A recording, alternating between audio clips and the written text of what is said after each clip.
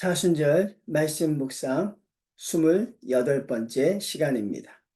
마태복음 27장 27절로 31절입니다. 이에 총독의 군병들이 예수를 데리고 관정 안으로 들어가서 온 군대를 그에게로 모으고 그의 옷을 벗기고 홍포를 입히며 가시관을 엮어 그 머리에 씌우고 갈대를 그 오른손에 들리고 그 앞에서 무릎을 꿇고 희롱하여 이르되 유대인의 왕이여 평안할지어다 하며 그에게 침을 뱉고 갈대를 빼앗아 그의 머리를 치더라. 희롱을 다한 후 홍포를 벗기고 도로 그의 옷을 입혀 십자가에 못 박으려고 끌고 나가니라. 아멘. 예수님의 십자가를 묵상하다 보면 주님의 십자가는 십자가에 못 박히시는 그 고통이 전부가 아님을 알 수 있습니다. 예수님께서 십자가를 지시는 과정은 인간이 당할 수 있는 모든 고난과 어려움이 그대로 총망라되어 있습니다. 제자들에게 배신을 당하고 모진 매질을 당하고 정신적으로 인격적으로 거의 살인에 가까운 모욕을 당하고 있습니다. 오늘 말씀만 봐도 그렇지 않습니까? 옷을 벗기고 얼마나 이것이 수치스럽겠습니까? 그리고 거기에 홍포를 입히며, 왜냐하면 유대인의 가짜 왕이라는 것입니다. 그들이 조롱하기 위해서, 주님을 희롱하기 위해서 홍포를 입힙니다. 가시관은 무엇일까요? 왕관을 상징하는 것입니다. 세상의 왕들은 왕관을 쓰지만 예수님은 가시관을 쓰며 또 내가 유대인의 왕이라고 조롱을 받습니다. 그 오른손에는 갈대를 들려줍니다. 그건 왕의 지팡이입니다. 그것이 유대인의 왕의 초라한 모습이라고 하는 것입니다. 그리고 그 앞에서 무릎을 꿇습니다. 존경의 의미가 아니죠. 아주 희롱을 하기 위해서 최선을 다하는 모습을 보입니다. 예수님 한 분에게 수치와 모욕을 주기 위해서 지금 총독의 군병들이 온 군대를 예수님 앞에 모으고 그들은 최선을 다해서 예수님에게 지금 수치와 모욕을 주고 있습니다. 그리고 예수님에게 침을 뱉습니다.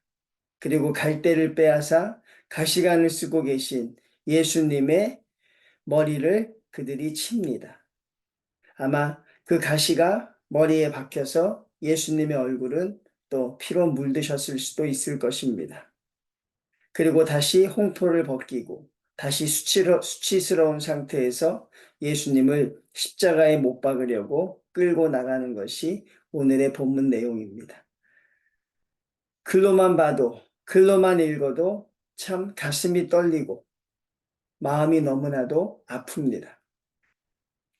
우리가 고난주간이 되면 자주 부르는 찬양 중에 거기 너 있었는가 그때에, 주 예수 십자가에 달리신 그때에, 때로 그 일로 나는 떨려, 때로 그 일로 나는 떨려.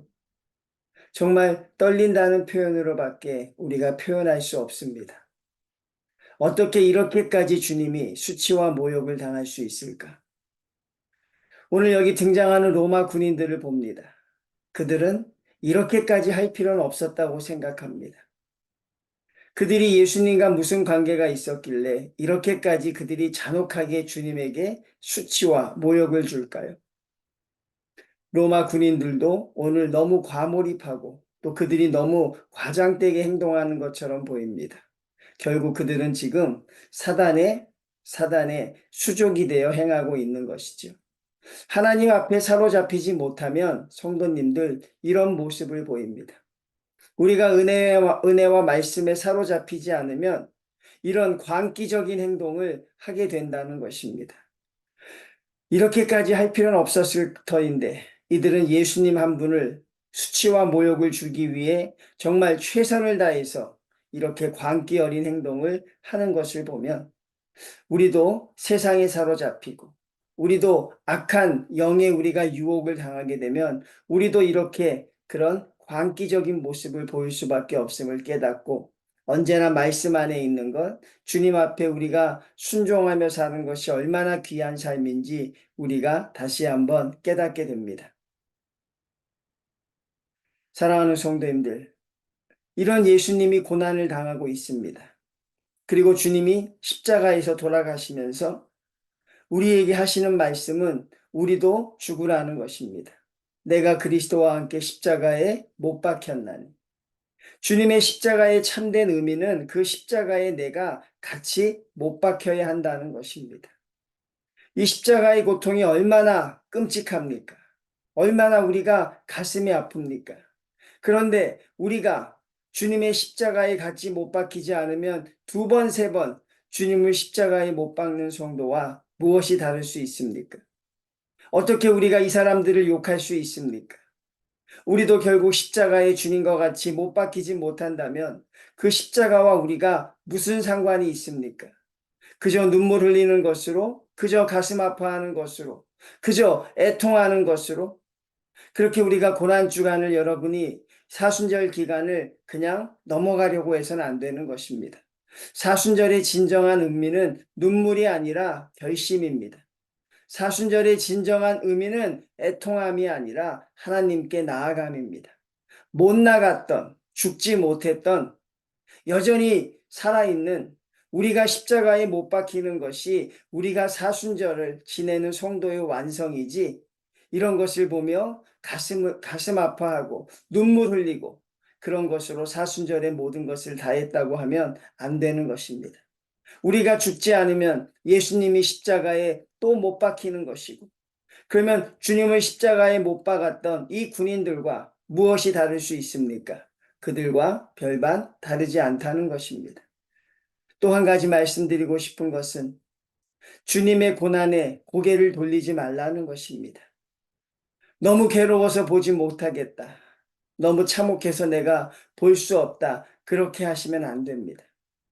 주님의 십자가의 고통을 여러분 고통스러우셔도 똑똑히 보셔야 합니다. 그 수치와 조롱과 모욕을 우리는 정확하게 알아야 합니다. 보지 않으면 안 됩니다. 보셔야 합니다.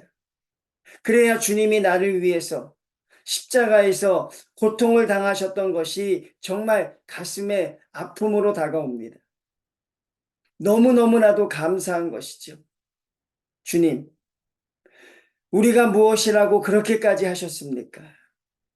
주님, 오늘날 우리의 삶을 보면 어떻게 주님 그렇게까지 하셨습니까? 그렇게 희생하시는 주님의 고개를 돌리지 마십시오. 처음부터 끝까지 주님의 십자가의 현장에 그것을 목격하십시오.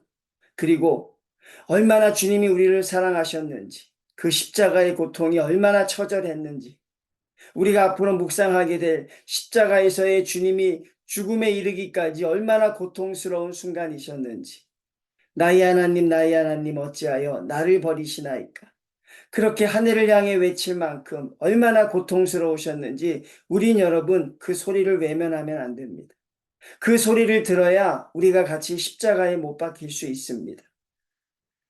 여전히 주님의 십자가에 같이 못 박히지 못하고 여전히 살아있는 우리가 누구를 비난할 수 있으며 누구를 정죄할 수 있겠습니까? 성도님들, 우리 주님의 십자가의 고난을 하나도 빠지지 말고 다 묵상하셨으면 좋겠습니다. 오늘이 처절한 고통도 우리가 느끼셔야 합니다. 그래야 주님이 너무나도 감사하고 주님이 너무나도 고맙고 주님이 너무나도 사랑스러운 것이죠.